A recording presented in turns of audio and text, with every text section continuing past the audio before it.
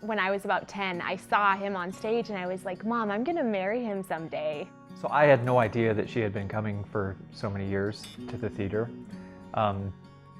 It was that matinee started the show, and in the very first scene, she was sitting on the front row of one of the side sections.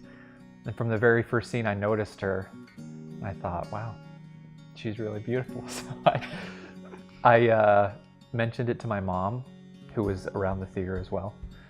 And she said, oh my gosh, I noticed her too. You're gonna marry her.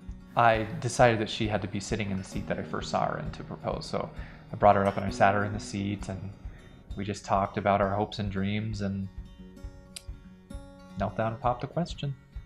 When he asked me to marry him, it was like, no question, you know, everything was so comfortable and I was so excited. But I remember we had conversations about, we were also surprised about like how normal it felt, you know? We're just like, of course we're engaged, of course we're getting married. So the morning of our wedding, I was really nervous. I knew I was doing the right thing. I knew that Miriam was the absolute perfect person for me, but I was still really nervous. And I think I was pretty nervous up until the actual ceremony. And then sitting in the ceremony, it just felt right, and our friends and family were there, and I just knew that we were doing the right thing, and we'd figure everything out along the way.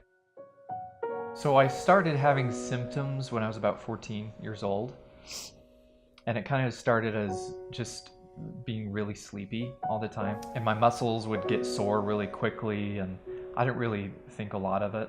But probably after I met Miriam, Miriam and my parents kind of decided that we needed to figure it out. And so we went and got the tests done, had some genetic testing done, and got the diagnosis. And I was so scared about what they might say. But then it was really amazing because when they told us what his diagnosis was, they said, you know, it's called Pompe disease. It's a really, really rare form of muscular dystrophy. And you guys are really, really lucky because it's the only type of muscular dystrophy right now with any sort of a treatment. It's not a cure. It's a progressive disease, so it's gonna get worse, but this treatment will hopefully, you know, slow the progression. Some days I wake up and I'm just ticked off, and most days I wake up and I'm just ticked off. I compare our lives to people who are you know, physically healthy. I think if only I was physically healthy, you know, all these things I could have accomplished by now. And I remember early on in his diagnosis, realizing that we weren't going to be able to like quantify the happiness and the success of our marriage the way it seemed that others were. We just know that we take things a day at a time, and that we don't have to be doing anything extraordinary to be happy. That just being together, you know, it's all we need.